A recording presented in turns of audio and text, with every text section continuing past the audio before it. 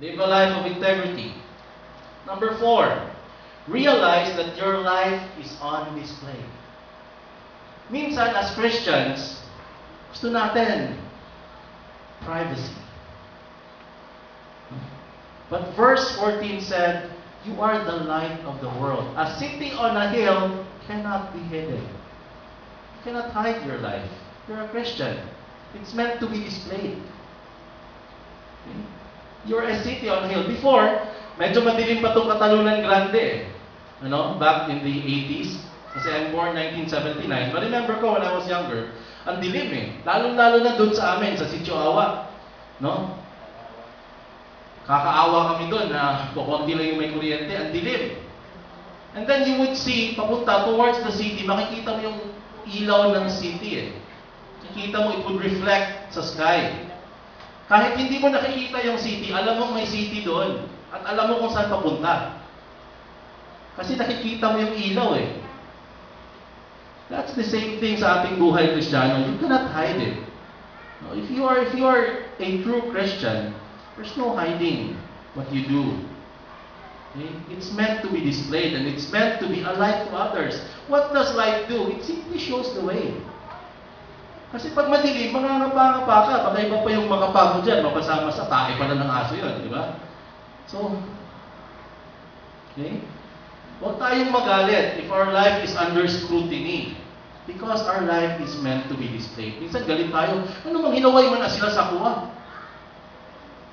No? Sus, taas lang ganya akong tingog diri. Ang tanan sinigang, Christian, mo na sila ko, tanaw ko. Taas lang yung tingog. Okay? Do not be angry. Because that is the design of the Lord why He saved us. You are meant, your life is meant to be exposed to people. Parang artista. Showbiz na showbiz. Public figure. Okay? So what does light do? It shows the way. Now, to influence others, we have to show them the way to go. Okay?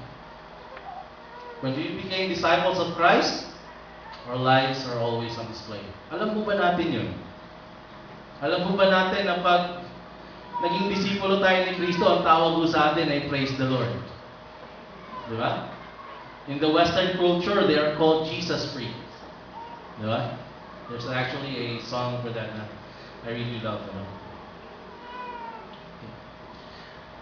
I was reading online and I saw this story. A professor was closing his class for the day. Matatapos na yung klase ng professor. Sabi ng professor, are there any other questions? So, merong isang estudyante tumayo. Sabi niya, Professor, what is the meaning of life? And the professor was a bit stunned by the question because, patapos na yung klase, nagpapak na ng gamit yung iba. Sabi ng professor, are you serious? What's the meaning of life? Sabi niya, yes, I am. So the professor paused and he reached into his pocket, and out of his pocket was this broken glass. A broken glass, And somehow, yung broken glass na yun, yung edges niya are smoothened. It was like it was rubbed on something para maging smooth siya. Okay? And then sabi ng professor, I got this when I was a kid.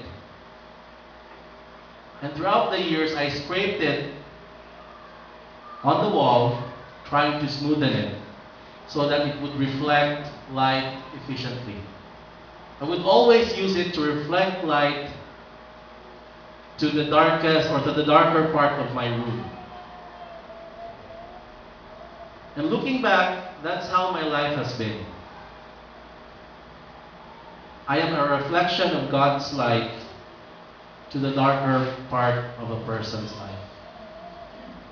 I have decided, those were his words, I have decided to reflect God's light to the darker part of the person's life. Have we made that decision when we came or when we received Christ? Na, Lord, hindi lang to ako lang. I would be a reflection of your light to a dark room dun sa puso ng isang tao. Okay? So, realize that your life is on display. That's number 4. Malapit na tayo. Okay? So, ask yourself this question. Is our life making the darkness deeper? Or making the darkness deeper? Or are we reflecting God's light? Number 5, verse 15, it says, "Nor do they light a lamp and put it under a basket, but on a lampstand." O nga naman, mag-iilaw ka ng kandila, lalagay mo ba sa ilalim ng basket or sa ilalim ng bed mo? Hindi naman, di ba? Okay? And it gives light to all who are in the house. What Jesus was trying to point out is this. A light is meant to be seen. Di ba? Light is meant to be seen. Dapat nakikita siya. Okay? So our principle number 5 on how to influence people in the right direction is you have to confess your strong beliefs boldly. Huwag mong itago yung mga beliefs mo. Huwag kang mahiya. Ano? Pag bawal yan, bawal yan. Diba? You have to confess your beliefs boldly. It may not be the popular thing. Remember, they killed Jesus. Pinatay nila si Jesus because of his strong beliefs. Light is meant to be seen. Nobody would light our life and then put us underneath the basket. Dapat makitanda. So when our friends, they would plan on something, tapos hindi naman siya naaayon dun sa word ni Lord, we have got to make a stand. Sabihin natin, no, I will not be a part of it. Because that's against my Christian beliefs. State your beliefs boldly. A light is meant to be seen. Okay? May not be popular. People may ridicule. Sasabihin, ang KJ mo naman.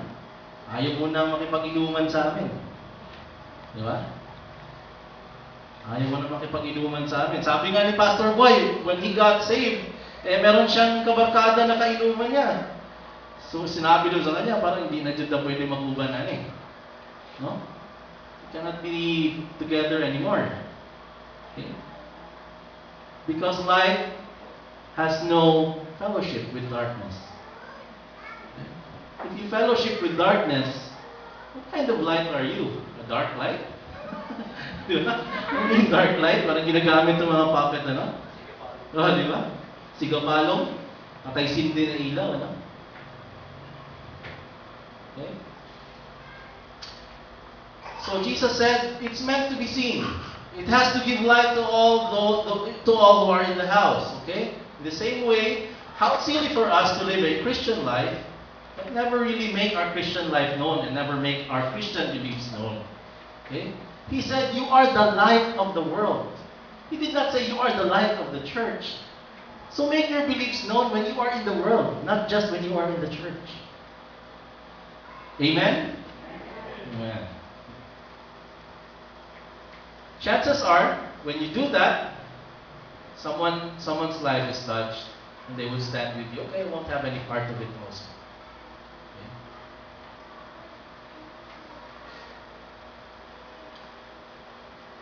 So let's ask ourselves the question, what are we doing with the light in our life? Are we hiding it? Or is it a part of our life na wherever we go, it shines? No? Kahit saan tayo magpunta. Okay? Kahit kasama natin ang barkada natin. Kahit hindi natin kasama yung mga taga dito sa church. Okay?